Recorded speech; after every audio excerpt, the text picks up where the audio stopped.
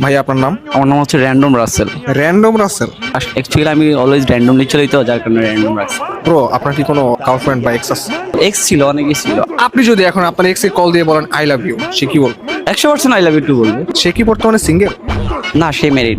ঠিক আছে, কল করেন, কল করে আই লাভ ইউ বলেন, দেখেন কি করে। হ্যালো, আসসালামু আলাইকুম। ওয়ালাইকুম আসসালাম, কেমন আছো? ভালো আছি। তুমি?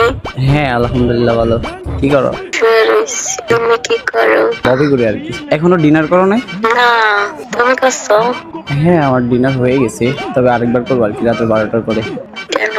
আসলে এই সত্যি বলতে কি খুব নিঃসঙ্গতা অনুভব করতেছি, তো অনেক দিন থেকে তুমি নাই, আর তোমার পরে আমি অন্য কাউকে চান্সও দিই নাই, যার কারণে আর কি তোমায় খুব মিস করতেছি। একটা কথা বলবো? হ্যাঁ। I love you. এটা কি সত্যি? আজ তো আই লাভ ইউ বলছি তোমাকে। I love you too. তুমি এখন কোথায় আছো? ভালো বাড়িতে। তাহলে আমি আসবো। আসো। তুমি আমার সময় দিলে আমি এখনই আসবো। আচ্ছা তুমি কি দেখা করবা কি করবা না সেটা বলো। তো করবো তো। তুমি আসো।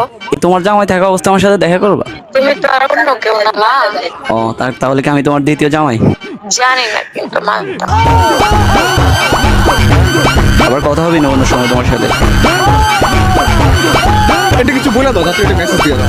যাদের উদ্দেশ্যে একটা মেসেজ দিব, তোমরা কেউই প্রবাসে যাওয়ার পরে কোনো মেয়েকে বিয়ে করবে না, তাহলে এইভাবে প্রাক্তন তোমাদের বউকে নিয়ে পান্টু শান্টু করবে। আচ্ছা গাইস, এখান থেকে আমরা একটা জিনিস শিখতে পারলাম, সেটা হচ্ছে ধরেন আপনার যে ওয়াইফ সম্পূর্ণ ভালো, জীবনে কোনো প্রেম করে নাই, কিচ্ছু করে নাই, সবই ঠিক আছে, কিন্তু তার একটা ভয়ঙ্কর অতীত আছে। যাই হোক গাইস, সাবধান কিন্তু, ওকে।